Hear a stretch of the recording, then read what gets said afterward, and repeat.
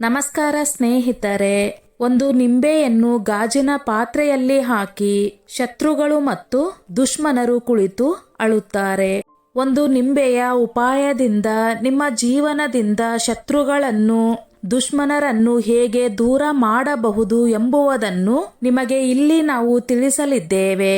ನಿಮ್ಮ ದುಶ್ಮನರು ಶತ್ರುಗಳು ನಿಮ್ಮನ್ನು ಬಹಳವಾಗಿ ಕಾಡುತ್ತಿದ್ದರೆ ಅವರನ್ನು ನಿಮ್ಮ ಜೀವನದಿಂದ ಶಾಶ್ವತವಾಗಿ ಹೇಗೆ ತೆಗೆದು ಹಾಕಬಹುದು ಎಂಬ ಪೂರ್ಣ ಮಾಹಿತಿ ಇಲ್ಲಿ ತಿಳಿಯೋಣ. ಒಂದು ಗಾಜಿನ ಪಾತ್ರೆಯ ನೀರು ಮತ್ತು ಒಂದು ನಿಂಬೆಯ ಈ ಸಣ್ಣ ಉಪಾಯವು ನಿಮ್ಮ ಸಂಪೂರ್ಣ ಜೀವನವನ್ನೇ ಬದಲಾಯಿಸಬಲ್ಲದು. ನಿಮ್ಮ ಜೀವನದ ದೊಡ್ಡ ದೊಡ್ಡ ಸಮಸ್ಯೆಗಳು, ದೊಡ್ಡ ದೊಡ್ಡ ಕಷ್ಟಗಳು ದೂರವಾಗುತ್ತವೆ. ನಿಂಬೆಯ ಈ ಸಣ್ಣ ಉಪಾಯವನ್ನು ನೋಡಿ. ಯಾರು ತಮ್ಮ ಮನೆಯಲ್ಲಿ ಕೆಟ್ಟ ಶಕ್ತಿಗಳಿಂದ ಬಹಳ ಕಷ್ಟಪಡುತ್ತಿದ್ದಾರೋ, ಮನೆಯಲ್ಲಿ ಯಾವುದಾದರೂ ಕೆಟ್ಟ ಶಕ್ತಿ ವಾಸವಾಗಿದೆ ಎಂದು ಹೇಳುತ್ತಿದ್ದಾರೋ, ಅಥವಾ ಯಾರಾದರೂ ನಿಮ್ಮ ಮನೆಯ ಮೇಲೆ ಏನಾದರೂ ಮಾಟ, ಮಂತ್ರ, ತಂತ್ರ, ಮಾಯೆ ಮಾಡಿಸಿದ್ದಾರೆ ಎಂದು ನಿಮಗೆ ಭಾಸವಾಗುತ್ತಿದೆಯೇ? ಅಥವಾ ನಿಮ್ಮ ಶತ್ರುಗಳು, ವಿರೋಧಿಗಳು ನಿಮ್ಮ ಹಣಕ್ಕೆ, ಆಸ್ತಿಗೆ, ಯಶಸ್ಸಿಗೆ ಹೊಟ್ಟೆ ಕಿಚ್ಚು ಹೊಂದಿ ಶತ್ರುತ್ವ ಬೆಳೆಸಿ ನಿಮ್ಮ ವಿರುದ್ಧ ಏನಾದರೂ ಮಾಡಿಸಿದ್ದರೆ ಈ ಉಪಾಯವು ಅದನ್ನು ಸಂಪೂರ್ಣವಾಗಿ ದೂರ ಮಾಡುತ್ತದೆ. ದೃಷ್ಟಿ ದೋಷವನ್ನು ಕೂಡ ದೂರ ಮಾಡುತ್ತದೆ. ಹೆಚ್ಚಾಗಿ ಏನಾಗುತ್ತದೆ ಎಂದರೆ ನಿಮ್ಮ ಹಣಕ್ಕೆ, ಯಶಸ್ಸಿಗೆ, ಆಸ್ತಿಗೆ, ಮನೆಗೆ, ವ್ಯಾಪಾರಕ್ಕೆ ಹೊಟ್ಟೆ ಕಿಚ್ಚು ಹೊಂದುವವರು ನಿಮ್ಮ ಮೇಲೆ ಕೆಟ್ಟ ದೃಷ್ಟಿ ಹಾಕುತ್ತಾರೆ ಅಥವಾ ಅವರು ಏನಾದರೂ ಮಾಡಿಸಿ ಬಿಡುತ್ತಾರೆ. ಅದರಿಂದ ನಿಮ್ಮ ಮನೆಯಲ್ಲಿ ವಿನಾಶ ಆರಂಭವಾಗುತ್ತದೆ. ಆದ್ದರಿಂದ ನಿಮ್ಮ ಶತ್ರುಗಳು ನಿಮ್ಮ ಮೇಲೆ ಏನಾದರೂ ಮಾಡಿಸಿದ್ದರೆ, ನಿಮ್ಮ ದುಶ್ಮನರು ಯಾವುದೇ ಮಾಟ, ತಂತ್ರ, ಕ್ರಿಯೆ ನಿಮ್ಮ ಮೇಲೆ ಮಾಡಿಸಿದ್ದರೆ ಅದು ಈ ಉಪಾಯದಿಂದ ದೂರವಾಗುತ್ತದೆ. ಎರಡನೇ ವಿಷಯ ಏನೆಂದರೆ, ನಿಮ್ಮ ಮನೆಯಲ್ಲಿ ಅಥವಾ ವ್ಯಾಪಾರದಲ್ಲಿ ಏನಾದರೂ ಮಾಡಿಸಿದ್ದರೆ ಅದು ಕೂಡ ತಕ್ಷಣ ದೂರವಾಗುತ್ತದೆ. ನೀವು ಈ ನಿಂಬೆ ಮತ್ತು ಗಾಜಿನ ಪಾತ್ರೆಯ ಸಣ್ಣ ಉಪಾಯವನ್ನು ಮಾಡಿದ ತಕ್ಷಣವೇ ಇದು ನಡೆಯುತ್ತದೆ. ನಿಂಬೆ ಸಾಮಾನ್ಯವಲ್ಲ. ವಾಸ್ತುಶಾಸ್ತ್ರವಾಗಲಿ ತಂತ್ರಶಾಸ್ತ್ರವಾಗಲಿ ಎಲ್ಲೆಡೆ ನಿಂಬೆಯ ಉಪಾಯಗಳನ್ನು ಮಾಡಲಾಗುತ್ತದೆ. ನಿಂಬೆ ದೃಷ್ಟಿ ದೋಷವನ್ನು ದೂರ ಮಾಡುತ್ತದೆ. ಎಲ್ಲ ಕೆಟ್ಟ ಶಕ್ತಿಯನ್ನು ದೂರ ಮಾಡುತ್ತದೆ. ಹಾಗೆಯೇ ಕೆಟ್ಟ ಶಕ್ತಿಗಳು ಇವುಗಳನ್ನು ತನ್ನೊಳಗೆ ಹೀರಿಕೊಳ್ಳುವ ಶಕ್ತಿ ನಿಂಬೆಗೆ ಇದೆ. ನಾವು ನಿಮಗಾಗಿ ತಂದಿರುವ ಈ ಉಪಾಯದಿಂದ ನಿಮ್ಮ ಶತ್ರುಗಳು ನಿಮ್ಮ ಮೇಲೆ ಏನಾದರೂ ಮಾಡಿಸಿದ್ದರೂ ಅದು ದೂರವಾಗುತ್ತದೆ. ಮನೆಯ ಒಳಗೆ ಮಾಡಿಸಿದರೂ ಕೂಡ ದೂರವಾಗುತ್ತದೆ. ನಿಮ್ಮ ವ್ಯಾಪಾರದ ಮೇಲೆ ಮಾಡಿಸಿದ್ದರೂ ದೂರವಾಗುತ್ತದೆ. ಸ್ತ್ರೀಯರಾಗಲಿ ಪುರುಷರಾಗಲಿ ಯಾರು ಬೇಕಾದರೂ ಈ ಉಪಾಯವನ್ನು ಮಾಡಬಹುದು. ನೀವು ಮನೆಯಲ್ಲೇ ಕುಳಿತು ಮಾಡಬೇಕು. ಈ ಉಪಾಯಕ್ಕೆ ಎಲ್ಲಿಯೂ ಹೋಗಬೇಕಾಗಿಲ್ಲ. ವ್ಯಾಪಾರಿಗಳು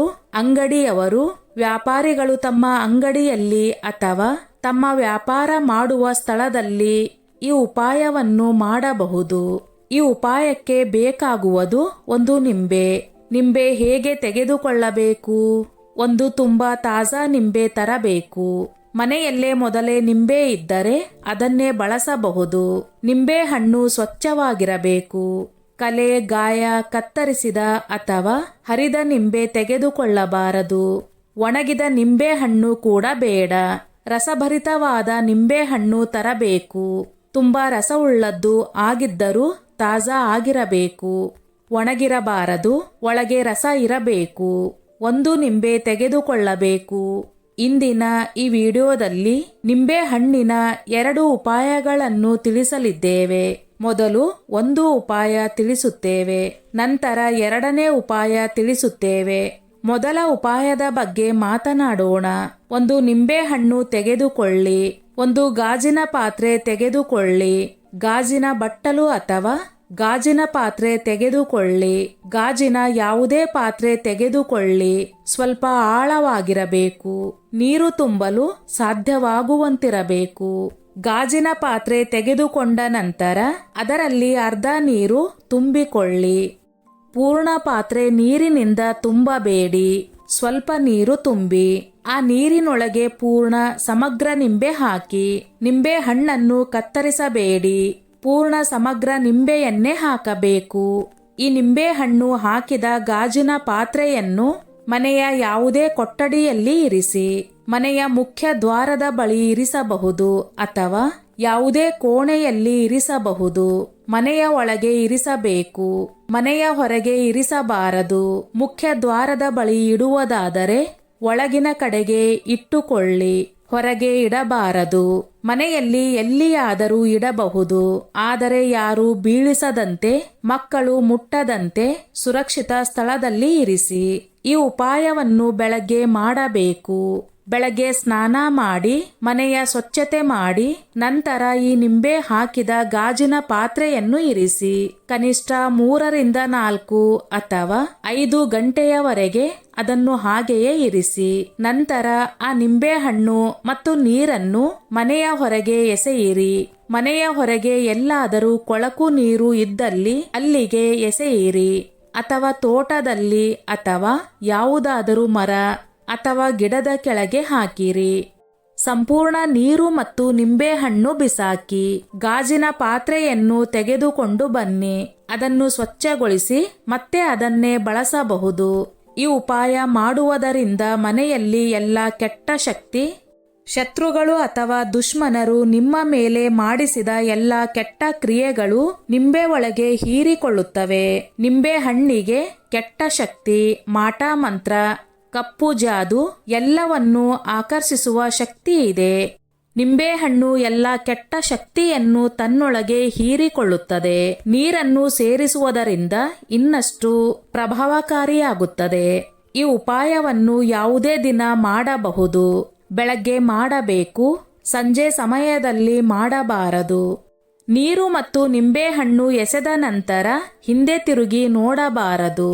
ಎಸೆದು ಮನೆಗೆ ಬನ್ನಿ. ಈ ಉಪಾಯ ಇಲ್ಲಿಗೆ ಪೂರ್ಣವಾಗುತ್ತದೆ.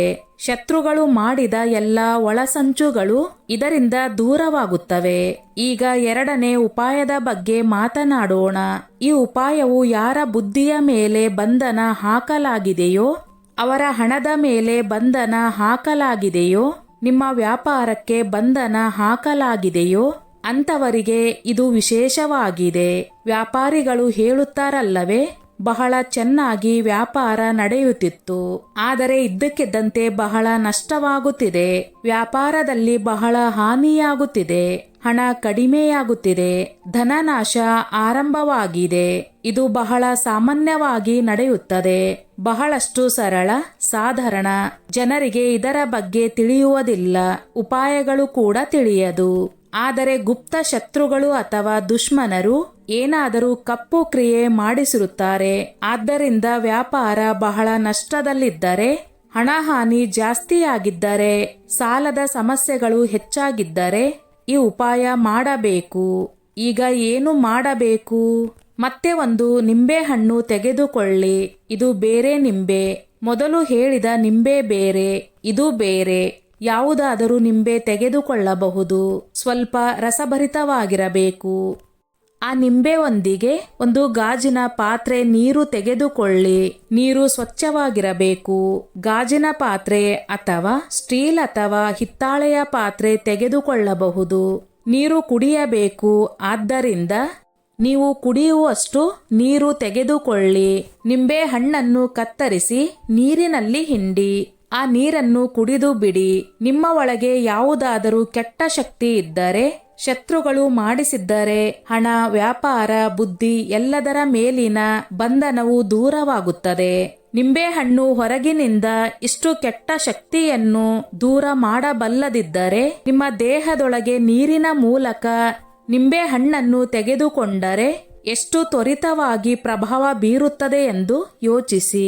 ಮಾಟ ಮಂತ್ರ, ಕಪ್ಪು ಜಾದು, ಕಪ್ಪು ಕ್ರಿಯೆಗಳು ಎಲ್ಲವೂ ದೂರವಾಗುತ್ತವೆ. ಈ ಉಪಾಯವನ್ನು ಶುಕ್ರವಾರ ಅಥವಾ ಗುರುವಾರ ಮಾಡಬಾರದು. ಬಾಕಿ ಯಾವುದೇ ದಿನ ಮಾಡಬಹುದು. ಮೊದಲ ಉಪಾಯವನ್ನು ಶುಕ್ರವಾರ ಮತ್ತು ಗುರುವಾರ ಬಿಟ್ಟು ಬೇರೆ ದಿನ ಮಾಡಿ. ಈ 2ನೇ ಉಪಾಯವನ್ನು ಯಾವುದೇ ಸಮಯದಲ್ಲಿ ಮಾಡಬಹುದು. 2 ರಿಂದ 3 ಬಾರಿ ಮಾಡಿದರೆ ಸಾಕು. ಇದರ ಮಹಿಮೆಯನ್ನು ನೀವೇ ನಿಮ್ಮ ಕಣ್ಣಾರೆ ನಿಮ್ಮ ಜೀವನದಲ್ಲಿ ನೋಡುತ್ತೀರಿ. ಕೆಟ್ಟು ಹೋಗುತ್ತಿದ್ದ ಕೆಲಸಗಳು ಸರಿಯಾಗುತ್ತವೆ. ಎಲ್ಲಾ ಶತ್ರುಗಳು ವಿರೋಧಿಗಳಿಂದ ಮುಕ್ತಿ ಸಿಗುತ್ತದೆ. ಸಣ್ಣ ಉಪಾಯವಾದರೂ ಜೀವನದ ದೊಡ್ಡ ದೊಡ್ಡ ಸಮಸ್ಯೆಗಳನ್ನು ದೂರ ಮಾಡುತ್ತದೆ. ಸ್ನೇಹಿತರೆ, ಈ ನನ್ನ ಮಾಹಿತಿ ನಿಮಗೆ ಇಷ್ಟವಾಗಿದ್ದಲ್ಲಿ ದಯವಿಟ್ಟು ಶೇರ್ ಮಾಡಿ, ಲೈಕ್ ಮಾಡಿ ಮತ್ತು ಸಬ್ಸ್ಕ್ರೈಬ್ ಮಾಡಿ.